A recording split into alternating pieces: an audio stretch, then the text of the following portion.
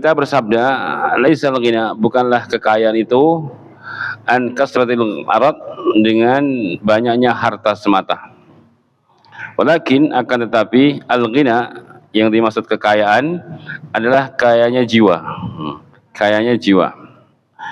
Nah, kenapa? Karena kalau seorang diberikan oleh Allah harta yang banyak, tapi jiwanya fakir, maka sejatinya dia tidak kaya. Karena namanya kaya itu orang yang cukup. Tapi ketika harta yang banyak itu tidak mengantarkan kepada kecukupan, berarti kan dia fakir. Cuma kalau dilihat, dia orang kaya, tapi dia sendiri kefakiran.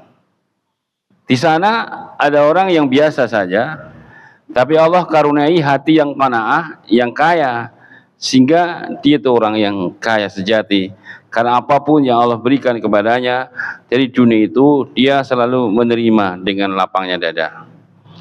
Tapi di sini jangan kita salah paham bahwa qanaah itu bukan berarti kita malas kerja. Wah, kalau itu nggak usah bekerja, saya sudah cukup dengan ini. Tidak. Tetap kerja, semangat, cari nafkah, semangat. Tapi setelah dia diberi oleh Allah apapun dari apa yang sudah upayakan, dia selalu menerima dengan lapang dada. Bukan ini mengajari kita untuk malas-malasan, ya, bukan. Ya, tapi ini hanya menyebutkan bahwa kekayaan jiwa itu adalah yang sejatinya betul-betul kaya. Karena itu Rasulullah pernah berpesan, warda bima qasamallahu laka takun aghnanas. Ridholah kau dengan apa yang Allah berikan kepadamu, niscaya kau akan jadi orang yang paling kaya di antara manusia. Kata Nabi apa? Warda bima qasamallahu lak. Ridholah kau dengan apa yang Allah bagikan kepadamu. Takun aghnanas, kau akan jadi orang yang paling kaya di antara manusia. Juga Al-Imam Syafi'i pernah berkata, idza ma kunta dza qalbin qanu'in fa anta wa malikud dunya sawa. Jikalau kau diberi oleh Allah hati yang qanaah, maka sejatinya kau dan raja dunia itu sama. Raja dunia kaya dengan harta dan kedudukan dan pangkatnya, Anda sudah kaya walaupun tidak menjadi raja dan orang kaya, tapi diberi hati yang qanaah. Dan qanaah ini sifat ahlu taqwa, Bapak Ibu. Qanaah ini sifat ahlu taqwa, sebagaimana yang disebutkan oleh Ali bin Abi Thalib radhiyallahu anhu. Beliau pernah mengatakan taqwa adalah al khauf minal jalil, ya, wal amalu bitanzil, wal ridha bil qalil, wastidad li yaumir rahil. Kata Ali bin Abi Thalib, taqwa adalah al khauf minal jalil, adanya di hati rasa takut kepada Allah yang maha tinggi. Ya, wal amalu bitanzil, orang yang bertakwa adalah orang yang beramal dengan apa yang diturunkan, beramal dengan ilmu. Jadi ahlu taqwa itu, Bapak Ibu yang saya muliakan, orang-orang yang beramal dengan ilmu. Mereka itu menuntut ilmu, mereka orang yang belajar agama, sehingga selalu membangun amaliyahnya dengan ilmu dari apa yang diturunkan, baik kitabullah ataupun sunnah Rasulullah SAW. Waridho bil qalil, dan mereka orang yang ridho dengan yang sedikit. Ya, ridho bil qalil. Kemudian yang keempat, mereka orang-orang yang senantiasa mempersiapkan bekal-bekal kebaikan untuk menghadapi hari yang begitu berat. Itulah sifat daripada ahlu taqwa, orang-orang yang takut kepada Allah, yang beramal dengan ilmu, yang ridho dengan yang sedikit, dan orang yang selalu berbekal terus beramal soleh untuk hari yang begitu bahaya, hari akhirat kelak. Itulah diantara sifat ahlu taqwa adalah ar-ridho bil qalil. Sekarang bagaimana cara kita mendidik Bapak Ibu agar kita memiliki hati yang seperti itu? Maka cara yang paling bagus adalah senanglah berbagi. Ini cara yang paling jitu agar kita bisa didik kita menjadi orang yang qanaah. Sebab dengan berbagi, dia telah melawan sifat tamaknya. Karena sifat tamak itu lawannya qanaah. Tamak itu inginnya harta terus bertambah dan nggak mau berkurang. Nah, dengan dia berbagi dari apa yang Allah berikan, dari hartanya dan lainnya, maka sifat berbagi itulah yang menjadikan dia untuk menyelesaikan atau menghentikan atau menyembuhkan atau menghilangkan sifat tamaknya. Maka dengan dia berbagi, dia akan kikis sifat tamaknya dan terus menerus dia akan terus berbagi, maka insya Allah dia akan menjadi orang yang bisa qanaah. Karena sifat berbagi itu akan mengantarkan kepada sifat qanaah. Tapi ketika dia malas dan bakhil, pelit dalam berbagi, itu bahaya. Ya, makanya Allah mengatakan waman yuqasukan nafsihi faulaika humul muflihun. Barang siapa yang terselamatkan dari kebakilan dirinya, maka merekalah orang-orang yang beruntung. Ya, jadi orang itu kalau selamat dari sifat bakhil itu kata Allah, "Ulaika humul muflihun," maka mereka itulah orang-orang yang beruntung, yang bahagia. Ya, Nabi juga mengatakan salah satu muhlikatun, ada 3 yang membinasakan, diantaranya sukhun muta', kebakilan yang selalu ditaati. Ya, karena itu dengan kita berbagi, kita akan didik diri kita untuk menjadi hamba yang qanaah. Walaupun kita bukan orang yang kaya, orang yang terpandang banyak duit, tapi tetaplah senang berbagi sekedar kemampuan kita. Karena berbagi itu sifat ya akan melahirkan orang yang qanaah. Tapi kalau sudah malas berbagi, ya itu bahaya. Ya. Nah, walaupun kita orang yang mungkin bukan orang yang kaya, tapi senanglah berbagi, walaupun hanya kadar secukupnya. Tapi mendidik diri kita menjadi seorang senang berbagi, itulah amalan yang sangat mulia. Itu sifatnya ahlu taqwa. Allah berfirman, wa amma man a'ta wattaqa. Adapun orang-orang yang memberi dan takwa, Allah menggandengkan sifat memberi dengan sifat ketakwaan. Ya, beda ketika bakhil, wa amma man bakhila wastaghna. Adapun orang yang bakhil gandengannya dengan sifat congkak dan sombong. Tapi kalau orang yang bertakwa diberi oleh Allah apa? A'ta, suka memberi. Nah, itu diantara cara yang paling bagus untuk kita mendidik agar kita diberi oleh Allah hati yang qanaah dengan kita senang berbagi kepada yang lainnya. Hadis selanjutnya, an Aisyah radhiyallahu anha qalat qultu ya Rasulullah inna li jara'in fa ila ayyihima uhdiya qala ila aqrabihima minki baban, rawahu Bukhari. Aisyah berkata, ya Rasulullah, ya, Aisyah itu istrinya siapa? Istrinya Nabi. Tapi Aisyah memanggil ya Rasulullah. Di sini artinya boleh seorang istri memanggil jabatannya kalau suaminya punya jabatan, ya. Bujuni apa? Bujuni Pak Guru, ya ambil wahai Ustadz, boleh panggil jabatannya. Bujuni Pak Camat, nggih angsal, nggih. Bujuni Pak Lurah dipanggil Pak Lurah, nggih angsal. Bujuni Pak RT, nggih Pak RT, boleh memanggil jabatannya sebagaimana si Aisyah ini memanggil Nabi dengan gelarnya dengan jabatan sebagai Rasul, ya, boleh. Ya, wahai Rasulullah, innali jarain, sesungguhnya aku memiliki 2 tetangga. Ila ayyihima uhdiya, kepada salah satu di antara keduanya, kepada di antara keduanya siapa yang aku harus beri hidayah al-hadiah. Aku cuma punya 1 hadiah, kalau hadiahnya 2 nggak tanya, langsung kasih aja semua. Ini masalahnya hadiahnya cuma 1, tetangganya 2. Nah, kepada siapakah aku harus memberi hadiah? Qala, Nabi katakan ila aqrabihima minki baban, kepada yang lebih dekat dari keduanya itu pintu rumahmu. Dari pintu apa? Ikuran dari pintu depan. Ya, ternyata lebih dekat pintu yang ini, maka itu yang lebih berhak untuk kita beri hadiah. Nah, dari situ yang bisa dipetik pelajaran Bapak Ibu, istri Nabi pun bermuamalah dengan tetangganya.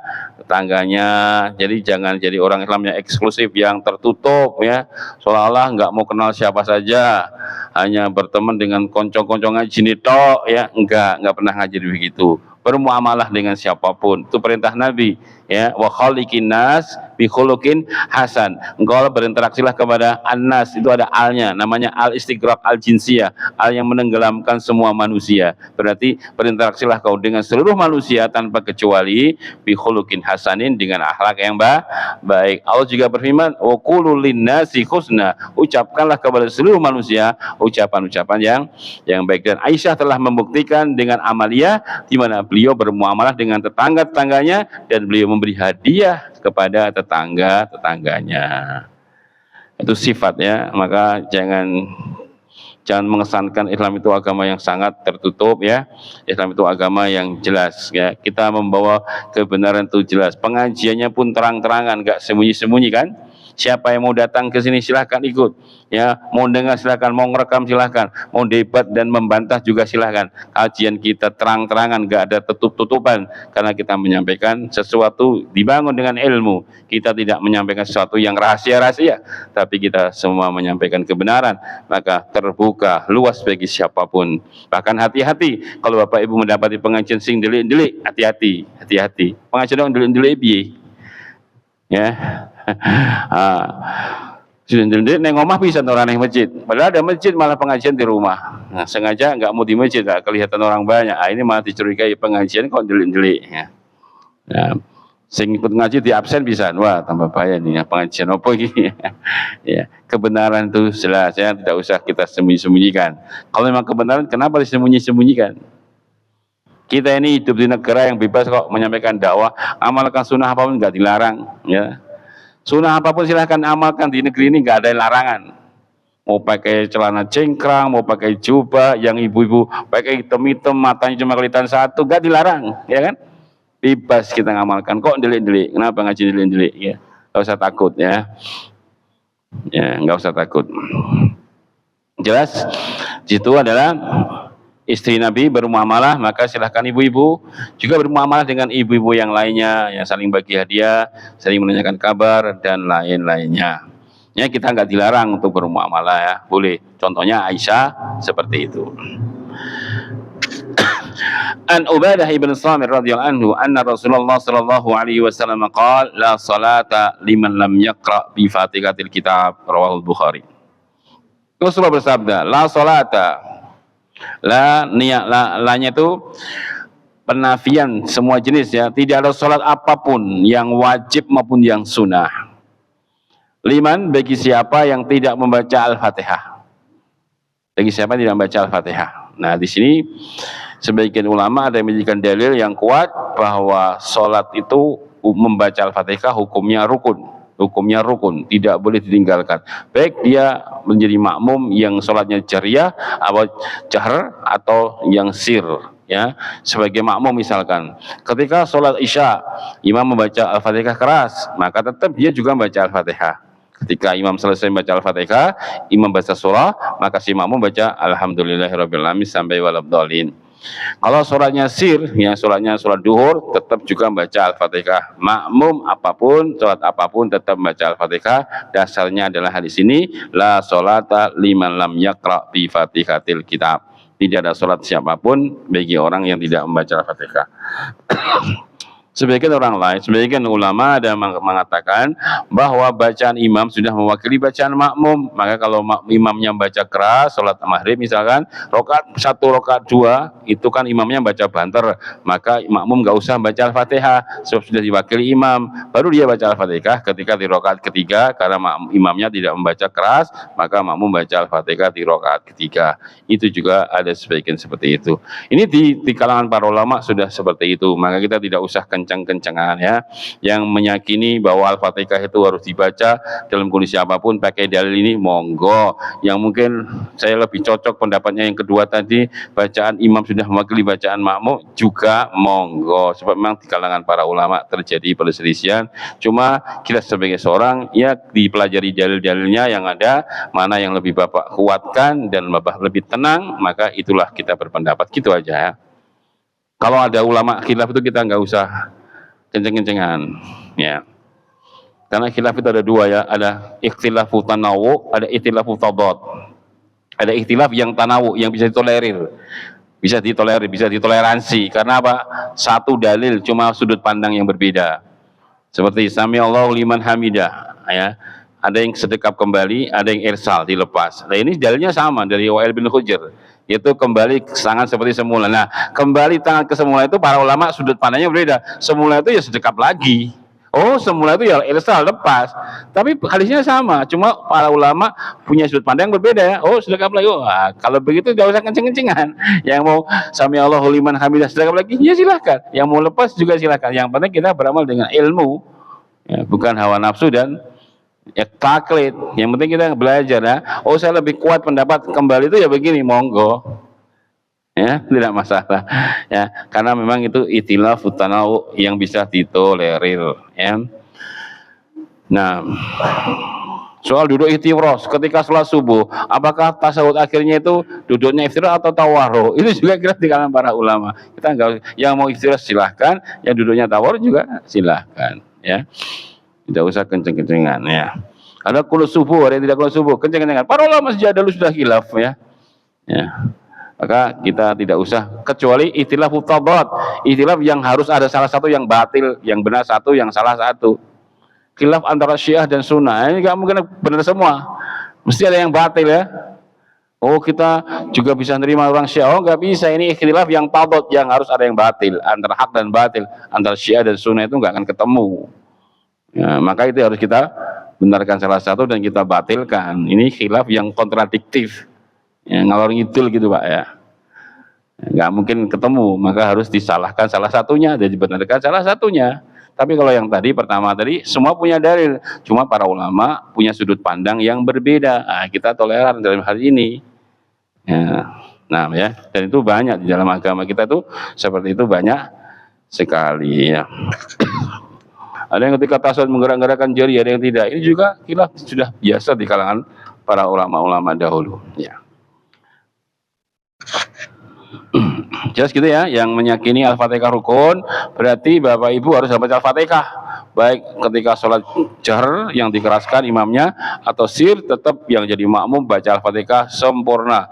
Kalau 4 rakaat ya baca 4 rakaat, kalau 3 rakaat ya baca 3 rakaat. Tidak boleh meninggal. Kalau jenengan lupa, berarti jenengan harus nambah 1 rakaat lagi.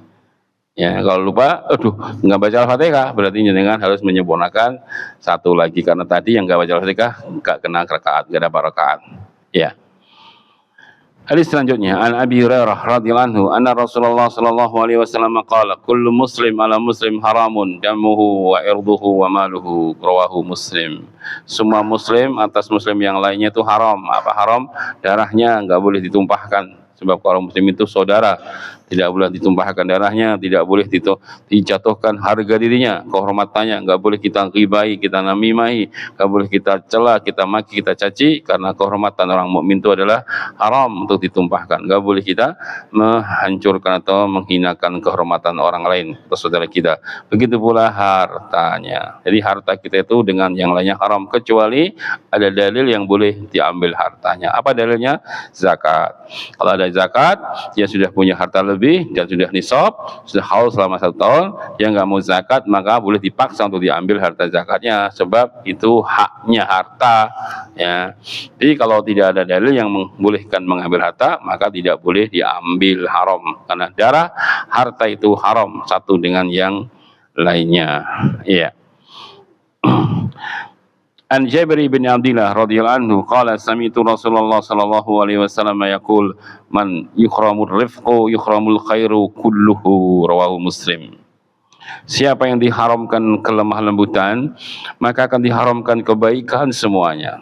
Maksudnya di sini penekanan pandas dari Nabi, ketika seorang wataknya sudah jauh dari kelemah lembutan, hanya kasar, arogan, saklek ya. Islam itu bukan agama saklek Bapak Ibu. Nanti saya kasih dalil kalau Islam bukan agama saklek. Harus begini, kalau nggak begini nggak bisa. Agama Islam itu bukan agama begitu. Rasulullah pernah bersabda, "Shallu qa'iman, fa illam tastati fa qa'idan." Ya, fa illam tastati ala janbin. Sholalah kau dalam kondisi berdiri. Tapi kalau kau nggak mampu dengan duduk, kalau nggak mampu lagi dengan berbaring. Artinya nggak saklek. Oh Ustaz, saya tuh ini mau sholat isya tapi saya kalau berdiri sakit, tapi masih bisa berdiri. Iya bisa, tapi sakit sekali Ustaz. Wah harus berdiri, tidak boleh tidak. Oh, kalau kau nggak berdiri sholat batal, nggak sah. Bayangkan. Nah agama Islam itu enggak. Tadi Nabi katakan agama nggak saklek ya. Kalau dalam masalah amaliyah itu boleh kita kurang, tapi kalau dalam keyakinan harus, sebab keyakinan itu harus 100%. Nggak boleh saya imannya dengan hari kebangkitan 95%, nggak boleh, harus 100%. Kita iman dengan hari kebangkitan. Oh saya imannya dengan adab kubur, nikmat kubur cuma 97%, nggak bisa, harus yakin 100% iman adanya adab kubur dan sisa kubur. Ini masalah keimanan, harus totalitas, nggak boleh persen-persenan. Tapi kalau amal boleh tidak sempurna kalau nggak mampu ya. Tadi bisa berdiri bagus, nggak bisa ya duduk, nggak bisa lagi ya berbaring. Ya. Nah, begitu ya. Jadi bukan agama saklek harus begini harus begitu. Ya, agama yang penuh dengan kemurahan dan kemudahan ya. Lihat ketika Rasulullah mengutus 2 dai-nya mau dakwah ke negeri Yaman. Yang waktu itu mereka orang-orang ahli kitab. Sebelum keduanya Abu Musa al-Asy'ari dan Mu'adz bin Jabal mau pergi sebagai seorang dai berdakwah di Yaman, sebelum keduanya berangkat Nabi kasih wejangan apa? Yassira wa la tu'assira, bassira wa la tunafira. Beri kemudahan ya, agama itu kita itu agama mudah. Jangan bikin sulit. Beri kabar-kabar gembira, jangan membuat orang lari dari agama. Lihat, yassira, beri kemudahan. Wa la tu'assira, jangan bikin sulit. Bassira, beri kabar-kabar gembira dengan ampunan dan rahmat Allah kalau mereka taubat. Wala tunafiro, jangan membuat kaum mereka lari dari agama gara-gara kamu, malah mereka lari dari agama. Gitu ya. Ada orang dengan kebodohannya, orang semakin tambah dosa. Ya, ia datang kepada ahli ibadah. Ia sudah bunuh 199 jiwa ahli ibadah. Orang itu telah bunuh 99 jiwa. Dia sangat ingin tobat. Apakah ada tobat baginya? Jawabannya ngawur. Wah, kau sudah terlalu banyak yang kau bunuh. Seolah-olah menyempitkan bahwa nggak ada tobat lagi karena sudah terlalu banyak yang kau bunuh, 99 jiwa. Akhirnya orang dibunuh sekalian sama orang ini ya, karena kebodohannya. Apa jawabannya? Jawabannya, orang yang mau tobat jadi berbuat dosa lagi ya. Yang kedua, dia jadi mati. Ini dampak kebodohan ya. Dampak kebodohan, jawabannya yang salah membuat orang itu jadi berbuat dosa lagi padahal dia ingin tobat. Yang kedua, dia jadi mati. Maka di situ disebutkan para ulama bahwa al-jahl, kebodohan itu aduun li nafsi, sebagai mesin pembunuh dan musuh bagi dirinya sendiri. Itulah, ini ahli ibadah Bapak Ibu, ahli ibadah bukan ahli maksiat. Ahli ibadah tapi bukan ahli ilmu. Ahli ibadah ditanya oleh seseorang, wahai orang ahli ibadah, orang ini sudah bunuh 99 jiwa, dia sangat ingin bertobat. Adakah tobat baginya? Jawabannya tanpa ilmu. Kau sudah terlalu banyak yang kau bunuh. Seolah-olah tidak ada jalan tobat. Makanya apa? Dia tambah emosi kan? Makanya dia dibunuh lagi. Dia tidak pandai. Orang ini sudah membunuh 99 jiwa. Kalau dia sedikit pandai, berarti saya harus hati-hati. Ini orang ini sudah jiwa pembunuh ini. Kalau saya salah ngomong bisa mati saya kan, begitu ya. Tapi orang itu karena kejahilan ya. Ya seperti itulah jawabnya, sangat tidak mengenakan. Akhirnya betul dibunuhlah oleh orang ini. Begitu dia sudah menulis 100 jiwa, tanyakan lagi kepada ahli ilmu yang dia sangat ingin tobat, wahai ahli ilmu, dia ini sudah membunuh 100 jiwa. Adakah tobat baginya? Jawabannya enak, tidak ada yang bisa menghalangi tobatnya hamba kepada Allah. Tinggalkan negerimu yang buruk, pindahlah ke negeri sana, negerinya orang-orang soleh, beribadah kepada Allah bersama mereka. Selamatlah ilmunya dan menyelamatkan orang lain. Itulah ilmu. Ya, karena itu ya, bahwa Islam itu agama yang penuh dengan kemudahan, tapi juga tidak boleh memudah-mudahkan, tidak boleh meremeh-remehkan. Mudah tapi jangan digampangkan ya. Di situ adalah kelemahan lembutan ya, sifat lemah lembut. Jangan keras, kasar ya. Yang mana? Ya.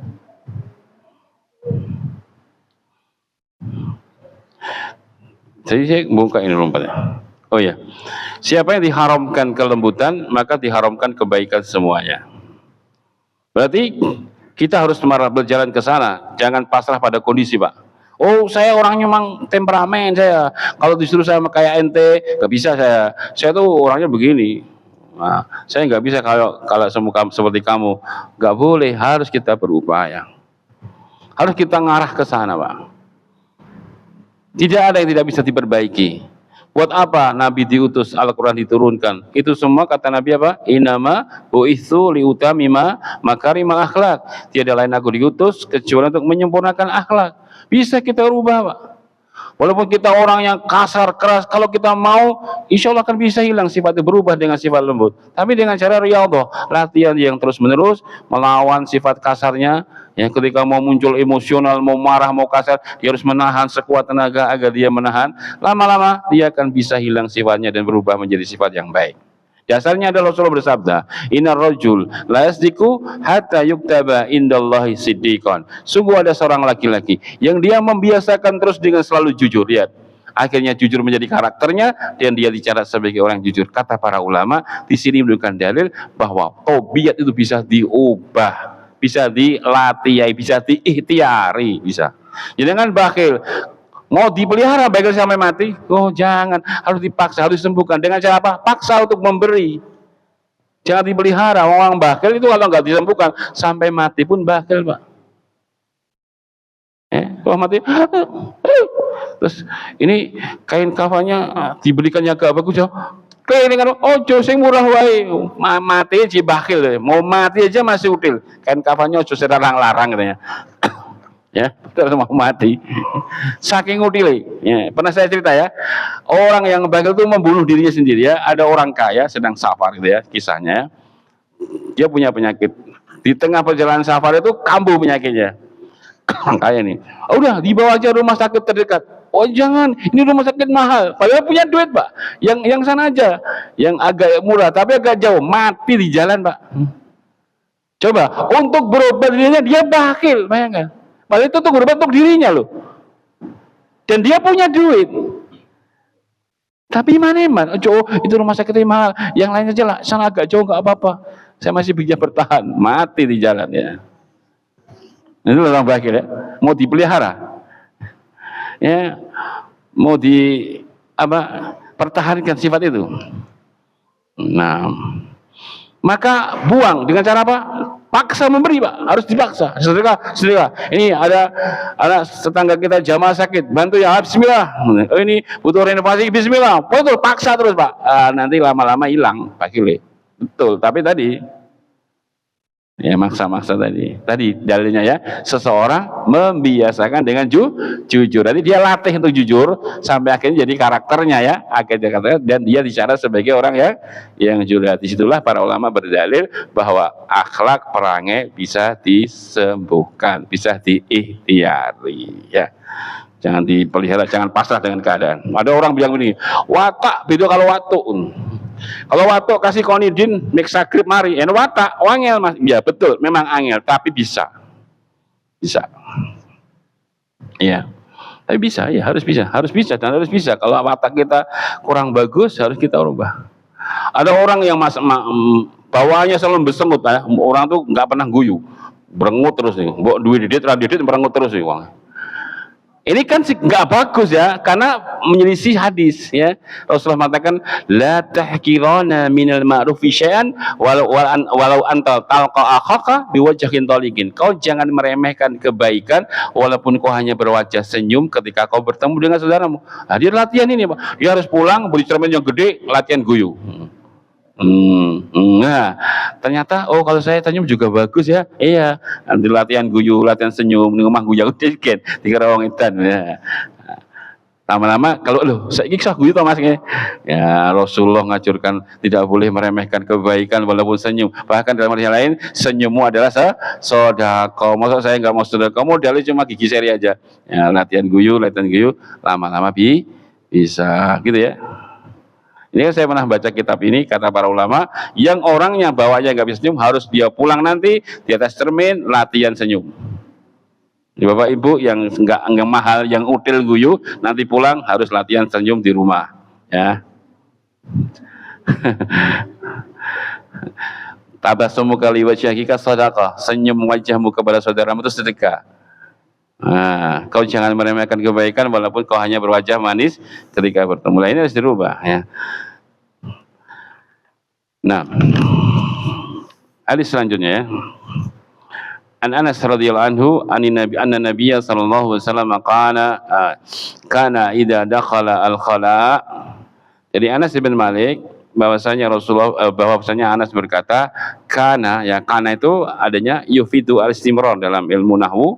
Kalau ada kana itu maknanya yufidu al-istimrar, memberikan makna yang seringkali berkesinambungan. Kalau diterjemahkan begini, kebiasaan Nabi apabila beliau masuk kamar mandi atau WC, beliau berdoa, Allahumma inni a'udzubika minal khubuthi wal khaba'ith. Tafakun alaih. Ini jangan sampai lupa ya.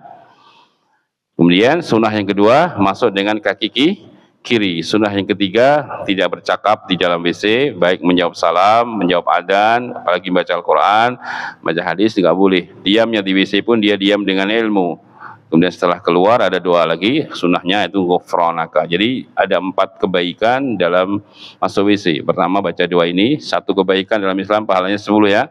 Ya, man ja'a bil hasanah fa man ja'a bil hasanah falahu bi asri amsaliyah. Siapa yang membawa satu kebaikan dalam Islam baginya 10. Jadi Bapak Ibu baca doa ini sebelum masuk WC sudah dikasih ganjaran 10. Kemudian kaki kiri sunnah yang kedua 10 lagi 20. Di dalam WC tidak menjawab salam tadi 10 lagi 30. Keluar WC ngufronaka 10 lagi 40. Bayangkan ya, cuma buang hajat saja. Kalau orang punya ilmu, orang ngaji dapat pahala 40. Coba kalau diare Pak, wah banyak sekali nanti mutal bisa 40 terus ya. Tambah senang dia diare ya. Itu orang berilmu yang buang hajat saja dapat pahala. Ya, tapi kalau tidak berilmu ya sekedar dia buang hajat, nggak ada apa-apanya di situ. Nah, hadis selanjutnya an Muawiyah radhiyallahu anhu. Qala sami'tu Rasulullah sallallahu alaihi wasallam yaqul al-muadzzinun atwalun nasi a'naqan yaumal qiyamah. Ya, masyaallah ini pujian dari Nabi bagi para muadzin ya. Bapak yang jadi muadzin, siapkan telinga untuk semangat. Kata Nabi, para muadzin itu atwalun nasi a'naqan, orang yang akan panjang lehernya di hari kiamat. Ya, orang yang atwalu a'naqan, yang paling panjang lehernya nanti pada kiamat. Bukan leher panjang itu suatu cercaan, tapi itu suatu pujian. Jadi nanti di akhir di hari kiamat, kalau bapak-bapak ketemu orang yang lehernya panjang-panjang, lah itulah orang yang di dunia dulu orang yang senang azan, yang kerjaannya punya amalan sebagai muadzin. Ya, insya Allah ya, ini suatu amalan yang sangat indah. Bukan cuma itu keutamanya, dalam riwayat yang lain, tidaklah seorang muadzin beradzan maka sesuatu yang mendengar dari bebatuan, dedaunan, pepohonan, kalau akan jadi saksi-saksi kebaikan pada hari kiamat. Yang ketiga, tidaklah seorang muadzin dia adzan, yang maka dia akan dapat pahala siapa yang mendatanginya. Kalau Bapak adzan 100 orang jamaah di masjid Bapak adzan, 100 orang jamaah itu dapatkan pahala semisal mereka tanpa mengurangi pahala mereka. Ya. Kemudian selanjutnya tidaklah dia adzan kecuali diberikan 60 pahala. Apabila dia lanjut dengan iqamat, dia tambah lagi 30 pahala. Jadi kalau dia adzan dan iqamat 90 pahala. Kemudian kata Nabi, siapa yang menjadi muadzin selama 12 tahun wajib lahul jannah, wajib dia masuk surga. Makanya kalau udah 12 tahun suruh pensiun saja, Pak. Pak Kiat sudah berapa tahun? Katanya sudah lama itu ganti. Jangan ya. Muadzin itu tidak harus 1, 3, 4 juga boleh. Nabi itu muadzinnya banyak ya. Oh, yang saya kalau subuh nggak bisa karena masih kerja. Karena saya kalau siang nggak bisa jam kerja, ya sudah Bapak ini yang adzan subuh di rumah ya. Nanti saya subuh dikir yang mana yang longgar silahkan. Ya, gitu kan dijaga. Masya Allah itu amalan yang mulia. Imam, muadzin, takmir masjid itu semua mulia, sudah saya jelaskan kan. Kalau bisa itu semua pengurus Pak. Ya, sebab Allah sudah memberikan tazkiyah, rekomendasi dalam Al-Quran. Innama ya'muru masajidallah man amana billah wal yaumil akhir. Tiada lain. Innama itu dalam bahasa Arab namanya yufidu al-hasr, memberikan makna pembatasan maksud. Hanyalah, tiada lain, orang-orang yang memakmurkan rumah Allah itu orang-orang yang benar-benar beriman kepada Allah dan hari akhir. Jadi rekomendasi tazkiyah dari Allah bahwa orang yang memakmurkan masjid itu orang-orang yang betul-betul beriman kepada Allah dan hari akhir.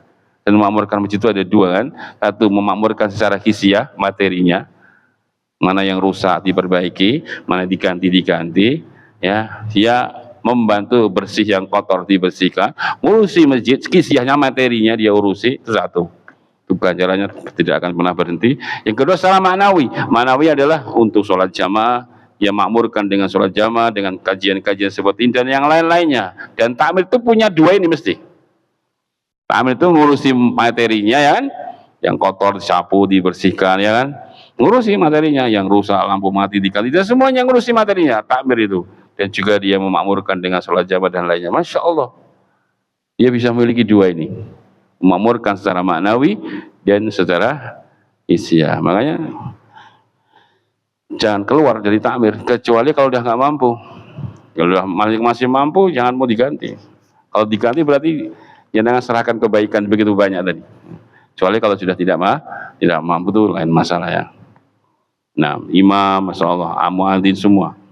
Bahkan kata Syekh Shalih Fauzan, menjadi imam atau muadzin itu lebih mulia daripada menjadi gubernur dan menteri, ya. Karena dua orang itu tugasnya luar biasa. Muadzin menjadikan sebab orang datang sholat jamaah, imam menjadikan seorang terjadi sholat jamaah, ya. Masya Allah, makanya di amanah itu jaga baik-baik, ya.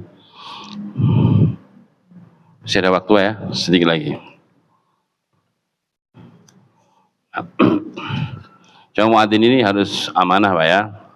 Khususnya di bulan Ramadan, dia harus tahu jadwal-jadwal yang tepat, jangan males-malesan, ya. Durung wayadan ada, ini mana? Udah buka, durung kurang 5 menit kayak Pak Murno tonggoku. Kurang 5 menit adzan, Pak, wah geger semua itu. Terus saya bilang, jangan ini makanya puasa, kalau diisi 5 menit ya kacau. Nah, maka muadzin harus ngerti jadwal, ya. Nggak boleh, ya. Ono ngomong anak sing muadzine maghrib malah nongah buka sih. Kadang-kadang ada orang itu sing nyenadan orang masjid itu dong wali mami, Pak. Kadang anak saya itu yang madem ora raos itu dong wali mami. Padha wae le sing pamir dong ngadan. Kadang-kadang muadzine kene males mangan sih ning omah. Ora tadel pagi ati gimana ngomah buka sih. Wah. Makanya muadzin harus amanah, harus mementingkan kepentingan umum saya. Mau besok itu nang masjid adzan sih, ya. Nabi itu ya harus amanah, karena sesuai dengan pahalanya begitu besar, harus juga tanggung jawabnya amanah, ya. Kadang datangnya awal, kadang pulangnya akhir, ya. Satu lagi, an Abi Hurairah radhiyallahu anhu anna Rasulullah sallallahu alaihi wasallam qala idza qama ahadukum fi min majlisin tsumma raja ilaihi fa huwa ahaqqun bihi, rawahu Muslim. Apabila salah seorang di antara kalian berdiri dari majelisnya, dari tempat duduknya, tsumma raja, kemudian dia kembali lagi ke tempat duduk tadi, misalkan dia di majelis penuh, terus dia berdiri mau buang hajat atau buang air kecil, terus dia kembali lagi situ, maka dia yang lebih baik untuk menduduki kembali. Misalkan ada orang wonge buang lunga tak nggona nih lendetan, ya, orangnya datang, dia harus pergi, ya, yang lebih berhak.